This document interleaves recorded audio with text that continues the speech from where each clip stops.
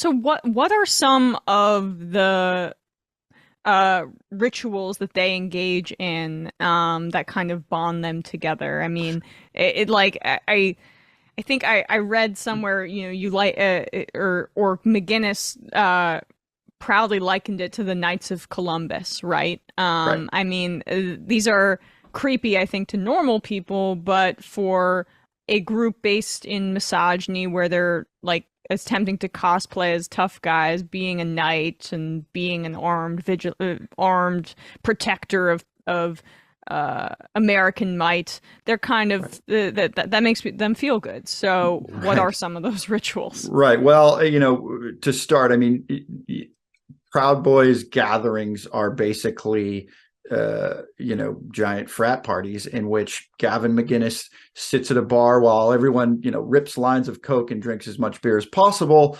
Gavin McGinnis is reading from Pat Buchanan's Death of the West, and, which is red meat for white supremacists.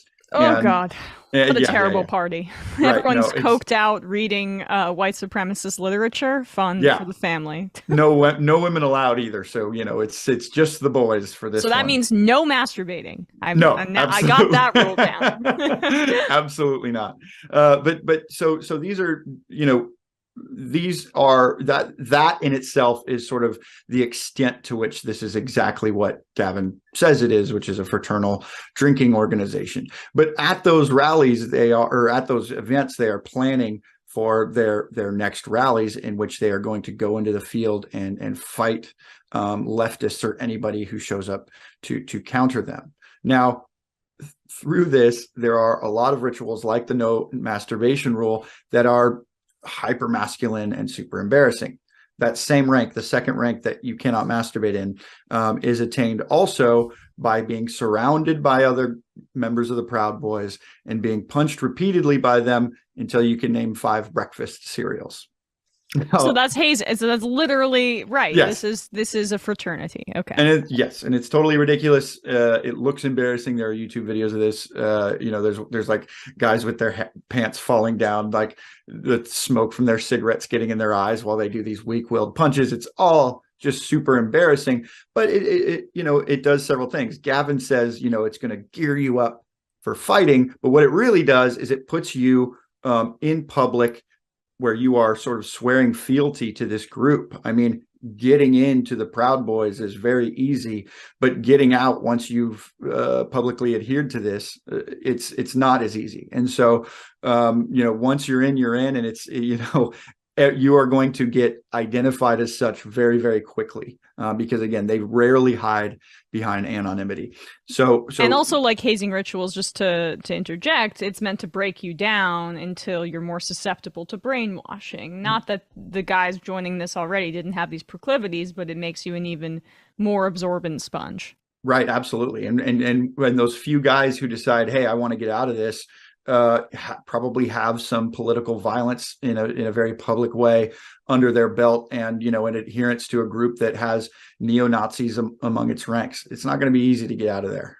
So you're absolutely right. I mean, the third rank beyond that is getting a Proud Boys tattoo. So it's really just going deeper and deeper down the rabbit hole. But you know, ultimately, the Proud Boys are the tip of the spear in terms of this entire extremism problem, and they have wormed their fingers into all other facets of our extremist crisis. And so you have Proud Boys that are neo-Nazis, you have Proud Boys that are part of anti-immigrant groups, and it sort of swells and branches out that way.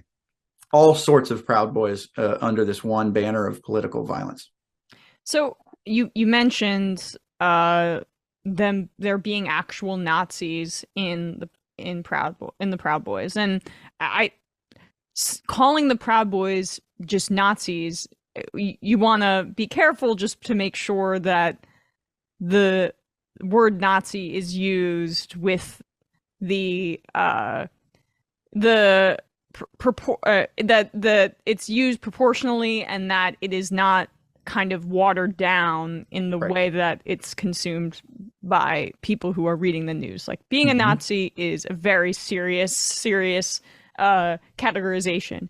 And yet there are like it's close, what they're advocating for. So, I mean, what's the relationship with just straight up neo-Nazi ideology in this country? Yeah, I mean, they follow a lot of the same tenets, and they are likened to brown shirts even by court judges that are sitting in front of them. There is absolutely the comparison to be made, but you are right that it's more nuanced. They are happy to invite neo-Nazis with them, and they often show up with neo-Nazis at rallies and at, quote unquote groomer events where they're attacking drag queens, which we can talk about shortly. But, again, Gavin McGinnis said, and this is why there are people of color among their ranks.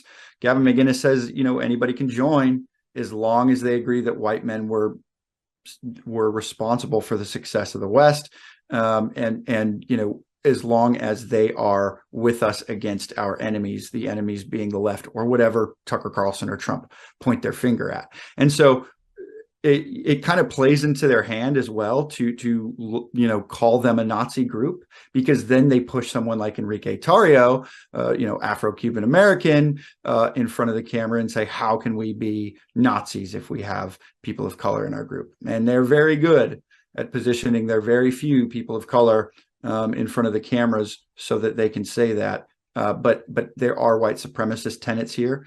But there are also, they are anti-immigrant, and they are pro-political power. And so they are, I would liken them closer to the KKK at the height of their power, just in the sense that, they have the political power. They're going into school boards and political meetings. And of course they are, committing acts of violence against their enemies. But ultimately, it's the media looking at the fact that they can't use a small soundbite to describe these guys as a white supremacist group or a neo-Nazi group. It's totally bamboozled them into silence. And that's another tactic that they've used to sort of normalize what they do. If you can't pin them down in one soundbite, then you're just not going to talk about them at all. And that's largely what's happened until January 6th.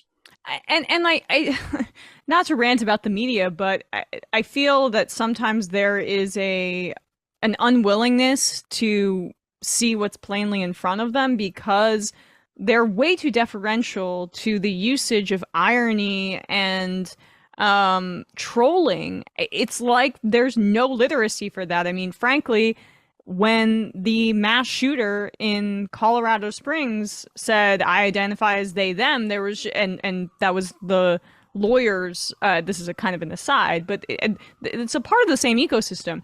The lawyers representing the mass shooter said this in the court filing, oh, please use they, them pronouns, and everyone says, shooter non-binary, shooter non-binary. It's like, do you have any understanding of how this like right wing actually operates? Because that is a textbook trolling move, and these kinds of people, the Proud Boys, are very, very similar in the way that they operate. And a lot of the mainstream media still hasn't figured out basic platforming. I mean, if you bring on a Nazi or Gavin McGinnis onto your show with millions of viewers and you fight back, he's not looking to win over your entire audience. If he can get 5 or 10% of them to go, hey, maybe this guy isn't so bad, or what he thinks I agree with, that is a win for him. And so when, I write in my book, ABC News goes into Gavin McGinnis's house, puts soft lighting on him and his wife. His wife is making sandwiches in the back of the shot.